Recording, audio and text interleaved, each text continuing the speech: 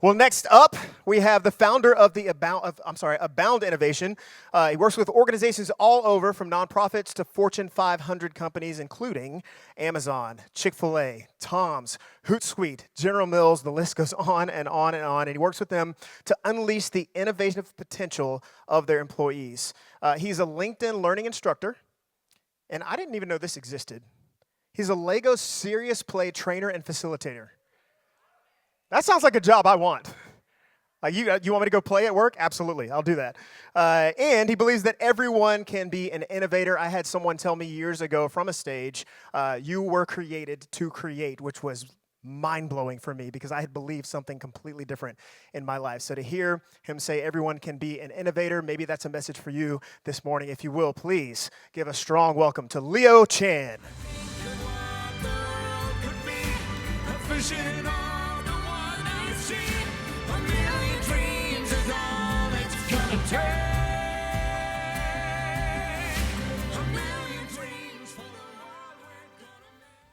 It was my first semester of 2001, and there I was, in front of my design class.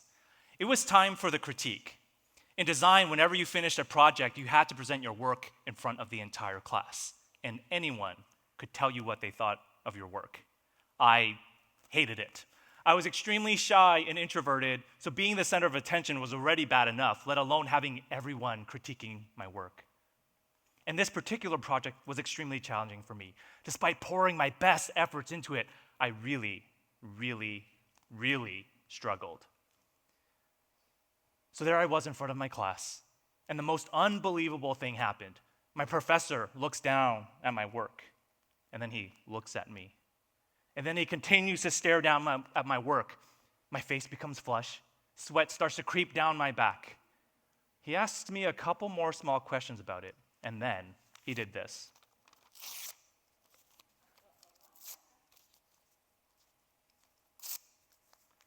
I was stunned. At first, I was kind of in disbelief. Did he really just rip up my work in front of the entire class? And then I was mortified. And when it fully hit me, I was completely humiliated. I wanted to run out of that classroom and cry my eyes out. And to be honest, the rest of that day was a complete blur for me. When I finally got home that night, all I could see was my professor ripping up my work. And all I could feel was hurt and embarrassment. And that's when my limiting beliefs surfaced. You see, when I was first accepted into design, I thought I was so lucky because the acceptance rate was less than 5%. You had to be good even to be selected. And I felt like an imposter in design because I wasn't like the other art students. I didn't have a fine arts background. So that night, I thought long and hard whether or not I should stay in design or change my majors. Because after all, how could I face my professor again or those classmates? And maybe I just wasn't cut out for design after all. It's been over 23 years since that day. I did stay in design, but that day scarred me because it was one of the first times in my life that I didn't feel psychologically safe. And at that time, I didn't even know what psychological safety was. I just knew how it made me feel. Shut down and small. A psychologically safe environment is where everyone feels safe to share their ideas, be supported, and explore possibilities. It's a place of flourishing. And when psychological safety is present in the workplace, it can lead to healthier relationships. It can create stronger teams. And ultimately, I believe, it can change the world. Imagine a world where you could achieve more than you realized, a world where you could reach new levels of innovation and creativity, a world where everyone felt safe and empowered to realize their untapped innovative potential. You and I can create that kind of world when we create psychological safety for others. And it's up to you to make that happen. See, I don't know this from theory. I know it from my real world experiences. I'm in the possibility business. I help people become confident innovators. And in my work, I have found that there's nothing more fundamental and critical than to create safe, innovative environments in order for innovation and creativity to thrive.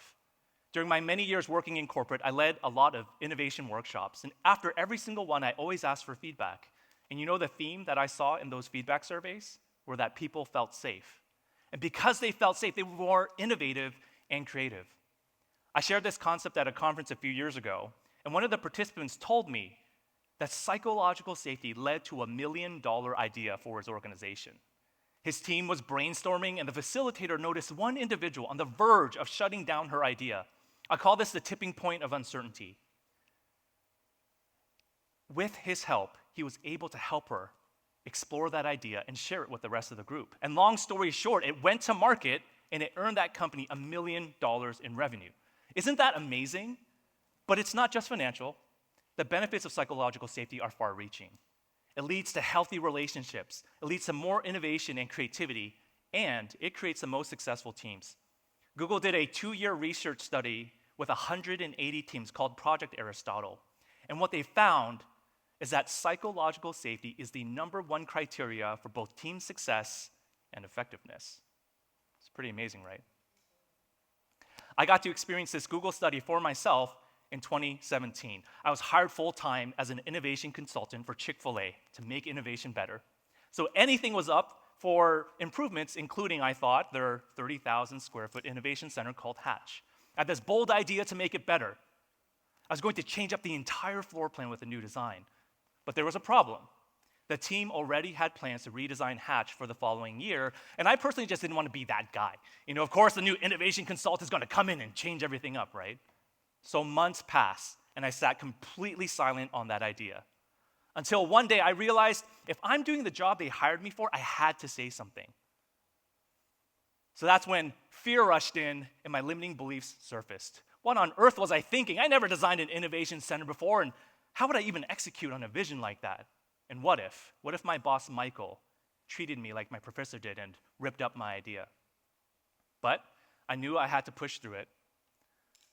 Michael had no idea I'd been mulling over this idea for months, so I approached him with a lot of fear. And as I shared with him, I fully expected him to say no because of business realities, right? They already had plans for the following year. But the most unbelievable thing happened. As I spoke, all Michael did was lean in and listen. He created a safe environment for me to share my ideas and explore possibilities with him. So I shared with him my ideas to turn Hatch from an innovation doing center to an innovation learning center, to create different neighborhoods with strategic purposes, and to create a courtyard in the middle of the building where everyone had to go through in order to create collaboration opportunities. At the end of our conversation, Michael looked at me and he said, "Yes, let's do this. Let's present this to the VP of Innovation and see what he says." Wait, what? I couldn't believe my ears. You want me to present this to the VP? My heart was beating out of my chest. Long story short, I did. I presented it to the VP and I got the green light. And I was able to redesign Chick-fil-A's Innovation Center. And to this very day, it's still one of my career highlights. All because I was able to push past my fear and speak up. And all because Michael was able to create a safe environment for me to share my ideas and explore possibilities. It was because of Michael that it all became possible, and I was able to do something I never dreamed of. I was scarred by my professor, but decades later, I was empowered by my boss. One created an environment of psychological safety, and the other did not. When I look back on being 19 years old in that professor's class, watching him rip up my designs to shreds, I had no idea that experience would shape who I've become and what I'd spend my life doing, helping others flourish by creating safe, innovative environments, through teaching the impact of fear to us individually and collectively, through teaching practical strategies and actionable tools, and utilizing Lego Serious Play. This is my favorite tool to create psychological safety with teams based on all the experience and work that I've done with teams. So you know what? I'm thankful for it.